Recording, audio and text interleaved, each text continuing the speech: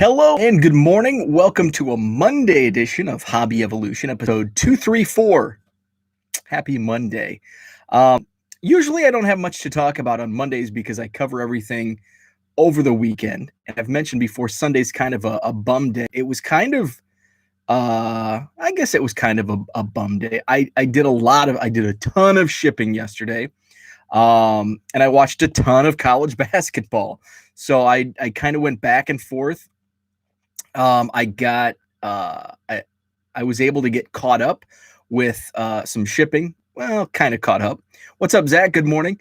Once I did yesterday afternoon, I was sitting on a massive upload for eBay File Exchange that I've been waiting to get semi caught up with my shipments before I do another mass upload. So I did that. What's up, Herman? Yeah, it's Monday, so I slept in a little bit. I actually didn't sleep well last night. What's up, Ryan? Good morning. Did not sleep well last night. I think I ate too much. I had a huge breakfast yesterday. And then what happens, I ate a huge breakfast at like 10. So it was like a brunch. Mark, Turney is totally different. Good morning. It is wild this year. I ate a huge breakfast, brunch. And then at like 3:00, it's like, well, shoot, I'm hungry. So I ate a leftover burger that we grilled Saturday night with some potato salad. So that stuffed me. And then my wife was making dinner and she's like, dinner's ready. And it was pasta. So kind of heavy pasta and sausage and like, just give me a little bit. So I think I filled myself up with too much food, if there is such a thing. Did not sleep well. The tournament, before I get into eBay, the tournament is insane. And I went over my bracket last week and I was pretty confident. We're not even through the second round and I have two Final Four teams knocked out. Thanks, Big Ten, Illinois and Loyola. I'm going to root for Loyola. I'm from Illinois, so I'm going to root for Loyola. And, it's a good story. It's fun. But man, that Illinois team was so fun to watch. And I grew up despising the Illini. I grew up an Iowa Hawkeyes fan, so I hated Illinois. But I've mentioned, my connections with this team, this program. So I've been rooting for the Illini. They're fun to watch. And they laid an egg yesterday against Loyola. Loyola came to play. They played 100%. Illinois did not. I was really disappointed by some of the defensive effort by the Illini, especially down the stretch. So a disappointing loss for Illinois. My other team lost in the first round. How about Oral Roberts? Ohio State loses to Oral Roberts in a 2-15 matchup. And then Oral Roberts stuns Florida last night. And Oral Roberts, a number 15 seed out of my old stomping grounds, the Summit League, are in the Sweet 16. So that's cool. Fortunately, I didn't put any money down on brackets. My wife and I are challenging each other, and the loser has to buy sushi. I did not put any bets down on any games. So it's like fun to watch. Like, I'm disappointed that some of the teams are losing. But all in all, it's been pretty fun, and who will rise to the top? I still think Gonzaga looks like it's matching up. My Badgers lost yesterday, which honestly, I thought they were going to lose to North Carolina in the first round. So they lost to Baylor. Gonzaga Baylor would be a great championship. They were supposed to meet up in I think December. But I think Baylor had COVID and I think one of those two teams, I think actually both of those teams had to sit like 2 weeks for COVID. And so they did not play in the regular season, which they were scheduled to play. So that would be a fun matchup in the title game. What's up, Brad? Good morning. Mark rooting for St. Bonaventure. Did the Bonnies lose? Did they play? Did they play LSU? I can't remember who Bonaventure played. I'm going to root for the Hawkeyes. I think they play their second round game today. LSU. Michigan plays today in the second round. So I made on my personal account. My personal account, I basically only talk about college basketball. And so I was tweeting a lot yesterday during the games, and I made a tweet that the Summit League has more confirmed Sweet 16 teams than the Big Ten. Can you believe that? Because Illinois is out, Ohio State's out, Michigan State's out, Rutgers lost yesterday, just all across the board. Baylor's still in. Baylor beat Wisconsin yesterday. Texas Tech lost to Arkansas. Yeah, I watched that game. That was a good game. So yesterday I uploaded 872 items into my eBay store using File Exchange. My goal for the week, and that was I was able to list 872 in a week, in actually 5 days technically. My goal was 1,000, but I just ran out of time. Got up to 872. I'm going to take it a little slower this week.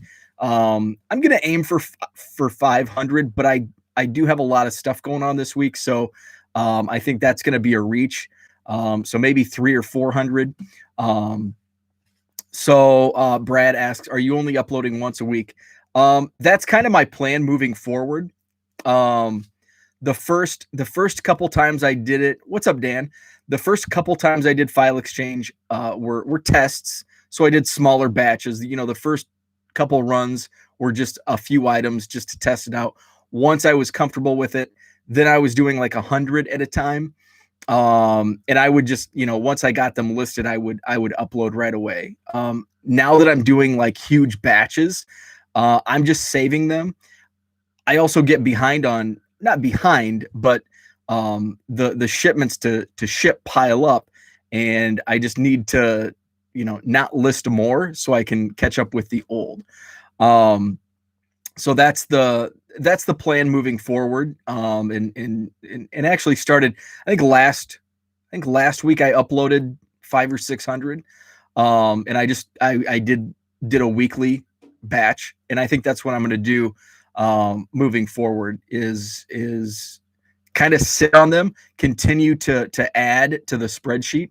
And then once I feel I'm in a comfortable spot to handle the sales, because I mean, once I uploaded, it was just boom, boom, boom, boom, sale, sale, sale, sale. So it's a good thing. Zach, yes, it's last week I did, I think what did I do last week? Maybe 575, I think. I uploaded 575 items, and I think I had 120 sold within like a day and a half. So that was good. I did 872 yesterday. Kind of a surprisingly slower sales this weekend, but a lot did move. So while I was watching some basketball yesterday, I was sorting, and I'm focusing on baseball right now. So I was pulling, and I've been listing like on the app. I'm still listing some stuff. I listed some of those 2017 top short prints that I pulled out of the quarter box. I listed a batch of those last night. So I'm still listing some stuff and putting those in the store. But more of the 99-cent, $2 cards, those are just going into the File Exchange. So I've got some like Bowman rookies, some 2020 Bowman rookies that I sorted out yesterday during basketball. And then just some other random baseball stuff. So focusing on baseball, it's easier to focus on like one sport, as in baseball, because it's categorically numbered within the File Exchange program. So I think it's category 214. So I can just copy and paste everything, and I don't have to worry. I feel that if I start mixing sports, I've got to really focus on making sure every column is right, and I can't copy and paste. That's one thing. That's one of the reasons why I can get these done quickly, is I can just copy and paste most of the fields. So I don't want to mix, the numbers. I just want to straight copy and paste. and not have to focus and make mistakes on, making sure everything is accurate. So that's kind of the strategy I'm working with on the file exchange. You'll see more spending after people win their bets. I don't know if many people are winning those bets right now. Crazy. Unless they're putting money on the underdogs. If they're putting money on the underdogs, then they're making big money. So file exchange. Oh, and I didn't have this plan to talk about today, but I just kind of looked over right before I went live, and I'm like, oh, I can touch on this because we were talking about recycling, and I'm pretty sure Herman and Ken were talking about this on their show. By the way, here's a plug. Check them out tonight at 7 p.m. on Herman's channel, 3B Collection. They were talking about reusing bubble mailers. So this bubble mailer came from, this was from Topps, and they sent, and Topps sent some, I've been buying the living set for WWE, and they send a lot of good stuff that I can recycle. Like not only so first off, they come in a nice bubble mailer. So what I use with the bubble mailer is I will usually cut these in half. Okay. Like so. Then I use the half as like a little pouch. So I will put, do I have a top-loaded card? Oops. I don't think I have a top-loaded card. But, I'll put a card. Here's a top loader. So I'll put the top-loaded card. And usually I sandwich. I don't have any cardboard either. I'm running out of everything. Here. So I'll put a couple pieces of cardboard on each side. Use the blue painter's tape.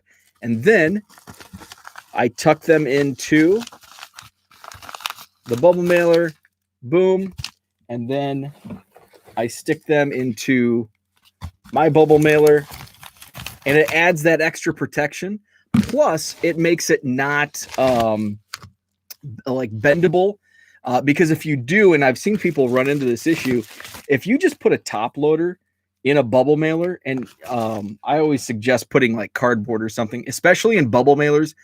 I've had more damaged cards in bubble mailers than plain white envelopes. So if you just put a top-loaded card in a bubble mailer like this, I mean, it's almost like there's nothing in there.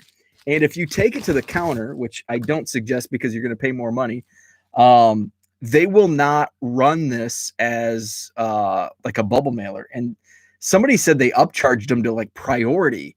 Like they wouldn't run it as first class package. It had to either go I think they had to put like the non-machine. It was either 70 cents non-machinable stamp without tracking, or they had to go up to priority for like $7.20. So first off, I wouldn't do that because you're more likely to get damaged in a bubble mailer like this if you just put the top loader in. So you want to have like extra protection doing that. So that's what I use. I cut those bubble mailers up and use those as added protection. Plus it adds like some bulk to your bubble mailer. Another thing I use is packing peanuts. I despise packing peanuts. So when I think Blowout Cards sends their boxes in packing peanuts, and it just annoys the crap out of me. But I use those packing peanuts and I pay it forward and put those in bubble mailers to make it, if I don't have, say it's a couple dollar card, I'll definitely use the double padding for like a larger dollar card. But if it's a $10 card, $15 card, I'll use the cardboard, and then I'll make sure it's bulky, and I'll throw in 6 or 8 packing peanuts in there. And usually I have plenty sitting around from like buying boxes from Blowout. What's up, Ken? So Ken, I'm actually talking about reusing supplies. I was talking about reusing bubble mailers from Topps, cutting those up and using them as added protection inside a new bubble mailer. And then like Herman, you can pull the stamps off if they haven't been scanned. I've been shipping my TTM requests and PWE with a couple pieces of thick paper and no sleeve, and they're coming back with no damage. Yeah, that's a big it's like an old wives' tale. Damaged. I don't want my cards damaged in PWE. I've had. It's anecdotal, but if I started to count the number of times I've either received a card damaged in a bubble mailer or sent one out, it does outnumber damage in a PWE. Herman has a dirty little secret for cardboard that I can't share online. I probably know what that dirty little secret is. I think I know. And I may or may not use that same tactic, Herman, depending on what it is. So I was going back to Topps. Topps sends, so I get the bubble mailer from Topps, and then inside the bubble mailer, they send the WWE cards in these living set boxes, which the WWE is the first living set card. Actually, no, I bought a couple Cubs cards in the baseball living set like early on. So I'll probably use these at some point for something. But they send these. I love these little pads. So I'll use those. Usually I use those for like in trade boxes or if I'm sending a sale in a box. Then they have these cases, which I hate. But inside the cases, more reusable supplies like these more pads. These are much thinner. But I will definitely reuse those. And there's 2 of them. And then, of course, the plastic case that I don't know. I haven't been using them because most of them you cannot fit penny sleeve cards in. So that, I don't want to send cards in these cases without a penny sleeve. So there. So thanks Topps for giving collectors extra supplies to reuse and recycle. The boxes I use as space holders in my 3 and 4 row. Oh, that's a great idea. That's a great idea. What's up, Diego? George got a TTM return from Hersey Hawkins, the Bradley Brave. Hersey Hawkins sent me a top certified autograph that he withheld in 2005. That's awesome. Hersey Hawkins, great name. So that's all I had for today. Just wanted to talk file exchange, reusing some of those supplies. I did receive yesterday. I received my 3 2021 mega boxes from Topps. So this is the mega boxes. So I got 3 of these. I opened one. I couldn't help myself. I could not help myself. And I opened one. Didn't really pull much. There's a lot of inserts in these boxes, which is cool. It's like every pack had like 2 or 3 inserts. Yeah, I pulled all the rookies. And I did pull a Derek Jeter variation, image variation. So outside of that, no like big hits, but with all the dollar inserts, it was a great box. So I'm going to save I bought 3. I'm going to save the other 2 for opening day. I did go to the card shop and they didn't have he had already sold the Bowman draft from 2020. He had a good price on it, but it was sold. I was still kind of, even when I went before I knew he didn't have it, I was on the fence. Like, do I really want to spend this much money on a box? So he made that decision for me by not having one. My Topps Heritage Blasters, I ordered 3 Heritage Blasters, and those will be likely delivered tomorrow. So I'll go live with those. I'll probably do Twitter live. I like doing Twitter live on my box breaks as opposed to YouTube. Just based on my setup, I can do Twitter live from my rec room floor. Otherwise, I've got to move like my camera, my laptop, and everything because this setup here is not really good for breaking, and I'm not good with camera and technology and stuff. So I'll just do it Twitter live. So probably Tuesday night, I'll get those. George's hobby box shipped today. I might have to open some of the packs before opening day. Yeah, I was all about like, oh, I'm just going to save. I've opened enough tops already. I'm just going to save, these 3 boxes for opening day. And then they were delivered Sunday morning, and I had done like a bunch of morning shipping, and I was watching the Illinois game, and it's like, I'm sorting anyway. I might as well open a box. And so that's what happens. So that's all I had for today. Thanks for chatting. Thanks for tuning in. Check out Herman's show tonight at 7 p.m. 3B collection. He's here in the chat. Texas Card Dude is going live next. So he'll be on in probably 5 minutes. So that's on the Texas Card Dude channel. Thanks for tuning in. Have a great Monday, and we'll talk tomorrow.